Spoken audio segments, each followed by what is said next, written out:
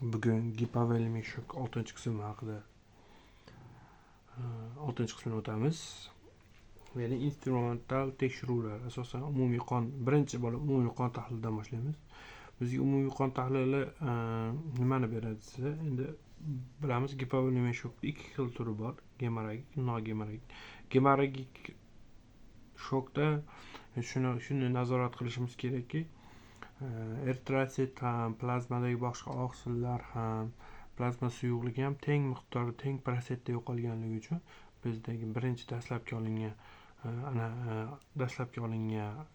gemoglobin ham, gematokrit ham aldamchi bo'ladi. Biz uni dinamikada ko'rishimiz kerak. Ya'ni qanaqa?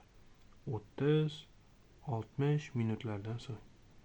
Yana darsni ko'rsak ham o'zimiz uchun qilayotgan muolajamizni qaysi tomon ketayotganini bilamiz. Nogemorragikda qanaqa bo'ladi desak, nogemorragikda bilamizki, suyuqlik hajmi yo'qoladi.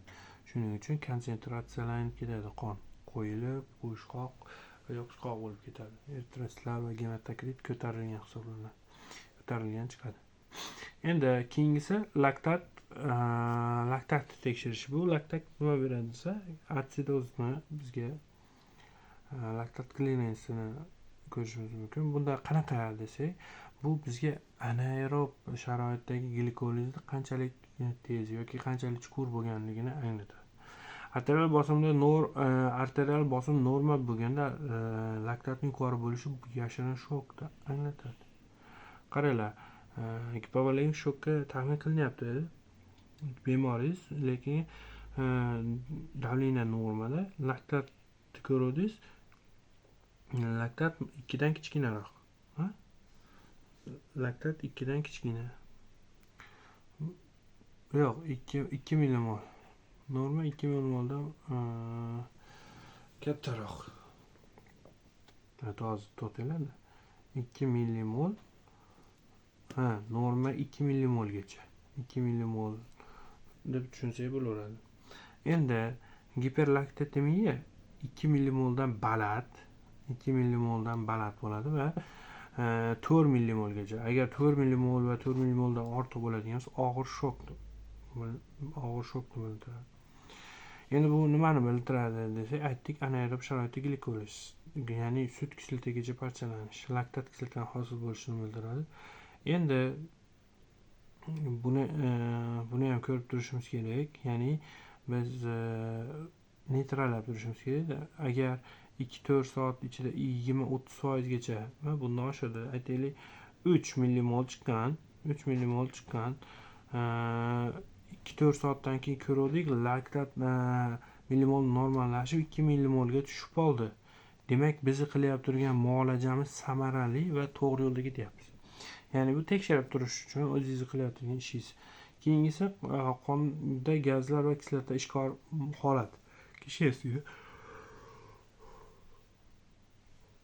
asosan atsidozda, tepadagiga qarab atsidoz, faqat metabolik atsidozda pH ko'rishimiz mumkin. pH 7.35 dan kichrayib ketadi va gidrokarbonat ioni ortib ketadi 22 millimoldan. 22 millimoldan kichrayib ketadi, bu ham tushib ketadi, kamayib ketadi. Bu bizga juda muhim, chunki atsidozni boshqara olmasak, pH'da muvozanatga sola olmasak, biz bemorni yo'qotib qo'yishimiz mumkin. Biz sizlar bilan kislota ishqor muvozanati, qondagi gazlar miqdori haqida alohida darslik qilib, alohida gaplashamiz. Bu juda katta mavzu.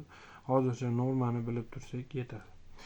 Keyingisi fibrinogenni ko'rishimiz kerak. Ya'ni massiv qon ketganda juda tez yo'qotiladi buni massasi.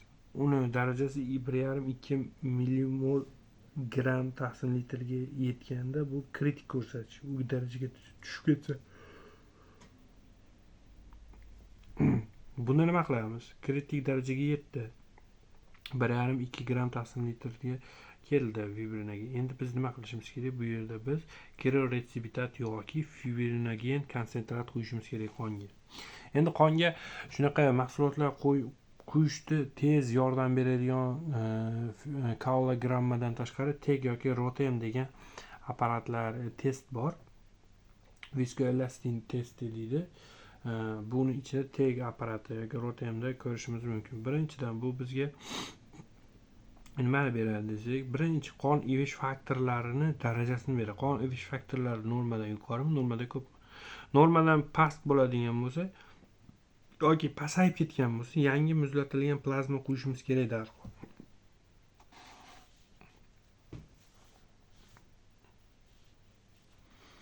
Endi trombositlar disfunksiyasiga uchragan bo'lsa, trombokonsentrat quyishimiz kerak. Giperfibrinoliz bo'layotgan bo'lsa, agar fibrinoliz kuchayib ketgan bo'lsa, tranexam kislota degan kislota bor. Shuni quyishimiz kerak darhol, shoshilinchda. Endi qon quyish zarurat bo'lib qoldi, ya'ni juda ko'p qon ketdi. Siz nima qilishingiz kerak? Birinchi o'rinda qon guruhini tekshirishingiz kerak. Qon guruh moslik testini tekshirganingizdan tekshirasiz. Lekin sizda ko'p vaqt olganligi uchun bu narsa siz birinchi bo'lib universal donor qo'yasiz. Ya'ni birinchi rezus manfiy eritrotsitar massa qo'yishingiz kerak. Endi sizda ba'zi bir 3 xil holat ko'rib chiqamiz. Ko'ring, mana birinchisi bilan 4 ta holat. Birinchisi travma va ichki qon ketish bo'lyapti. Ichki qon ketish, lekin gemodinamika noturg'unlik bilan. Bunda nima qilishimiz kerak? Zudlik bilan operatsiya qilishimiz kerak. Qayerdan qon ketyapligini topishimiz kerak va travmani tezroq zararsizlantirishimiz kerak. Qon tomirlarida tezroq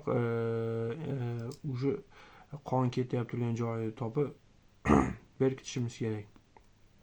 Keyingisi xuddi shunday travma, ichki qon ketishga gumon, lekin gemodinamika barqaror. Bunda angioembolizatsiya qilinadi yoki operatsiyaga olinadi. Uchinchi holatimiz me'da ichak traktida yarasida qon ketishlariga gumon bo'lyapti. Bunda stabilizatsiya qilinadi va shoshilinch endoskop qilinadi. Stabilizatsiya degani shu holatini stabillashtirish kerak. Keyingisi nogemorragik shok. Bunda bilamiz, eritar massa yoki boshqa trombositar massa yo'qolmaydi. Bunda faqat bilishimiz mumkin nima yo'qoladi? Qonning suyuq qismi, juda ko'p suyuqlik qismi yo'qotishi mumkin. Endi holatiga, darajasiga qarab belgilaysiz. Birinchi o'rinda suyuqlik reanimatsiyasi qilasiz. Asosan ringer, laktat, natriy xlordan foydalaniladi. Holatga qarab, nimadan kelib chiqqaniga qarab asosiy sabab yo'qotiladi. Bugungi darsimiz shundan iborat. E'tiborlaring uchun rahmat.